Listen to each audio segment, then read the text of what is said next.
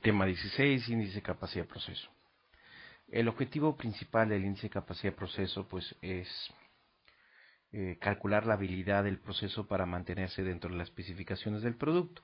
Dicho sea de esto de paso, es verificar si el proceso cumple o no con las especificaciones respecto a la variable que se está midiendo. No, para ello vamos a trabajar con una variación de 6 sigma. ¿Esto qué implica? Que vamos a trabajar con más o menos 3 sigma, o sea, vamos a estar trabajando a un 99,7% de confianza. Entonces, teniendo en cuenta eso, pues también podemos estimar el porcentaje de defectuosos que se va a tener de acuerdo a una tolerancia estadística.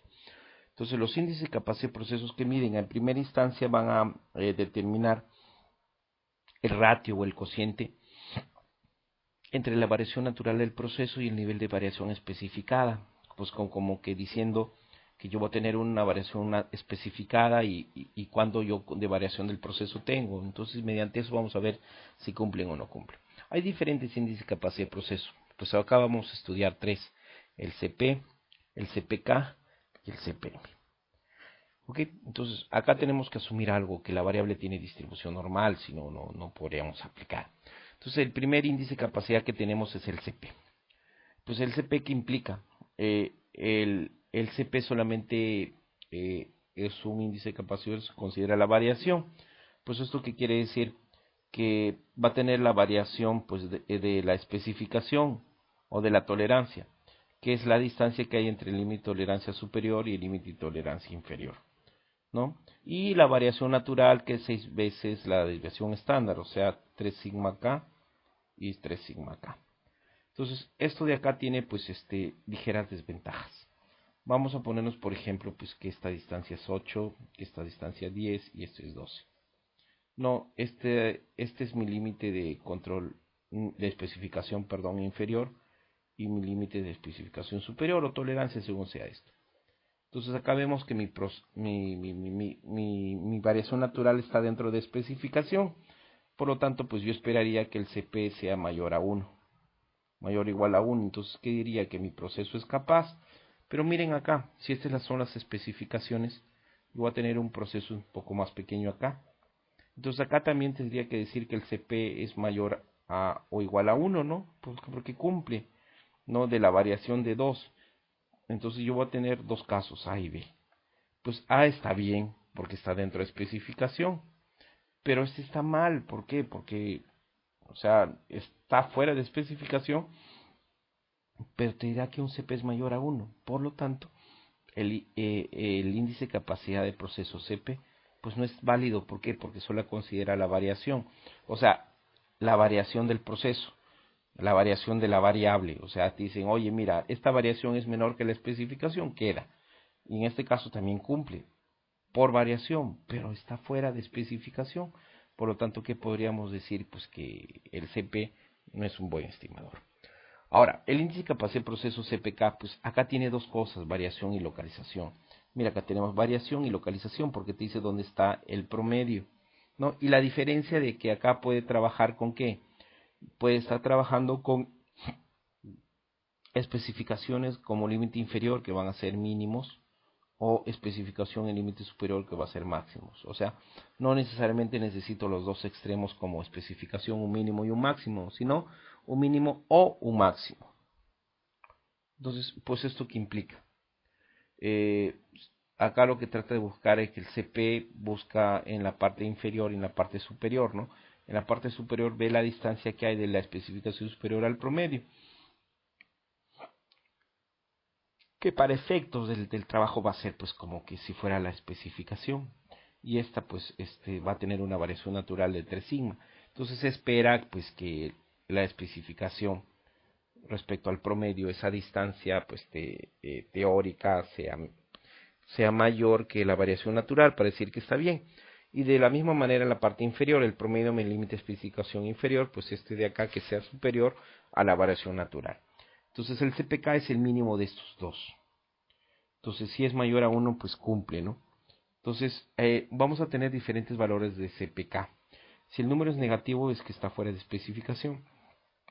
Si es 0, pues el promedio coincide con un límite. entre 0 y 1 hay un porcentaje que está afuera.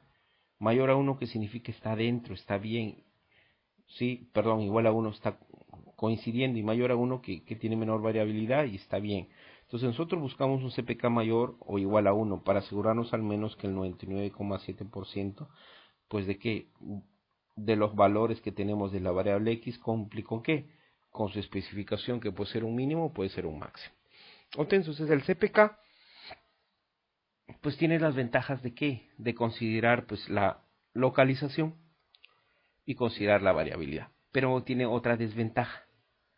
¿Cuál es esa desventaja? La desventaja más grande pues que tenemos del CPK es que yo acá estoy dentro, pero también acá puedo estar dentro y acá también puedo estar dentro. Y ponte que acá está mi target o mi objetivo. Acá sí estoy centrado alrededor del target, acá no, hay un sesgo. Y acá también hay un sesgo, pero igual a los 3 el CPK me va a decir mayor a 1. Entonces, ¿qué implica? Estoy cumpliendo, cuando en realidad hay un sesgo y eso no estoy considerando. Entonces, hay otro índice, el CPM, que considere T, el target. Entonces, este que considera la variación, considera la localización, pero también el target, el objetivo. O sea, el target, el objetivo, o sea, alrededor de qué valor debe estar. Por lo tanto, acá hay un factor de corrección que te va a servir para tener el CPM. ¿No? Ok. Entonces, por ejemplo, acá cómo podemos interpretar.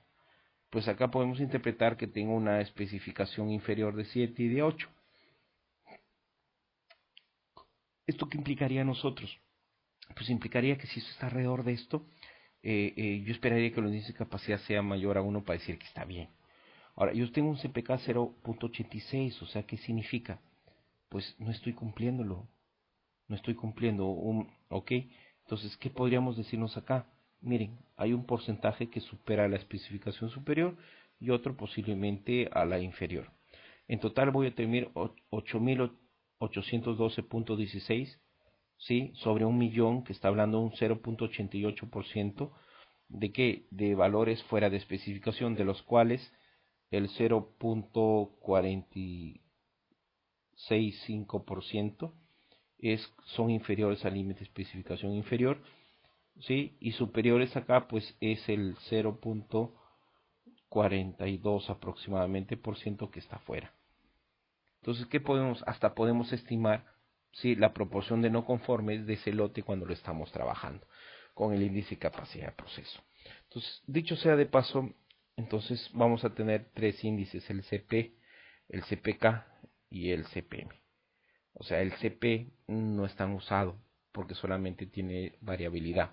CPK sí considera variación y localización, y el CPM sería magnífico.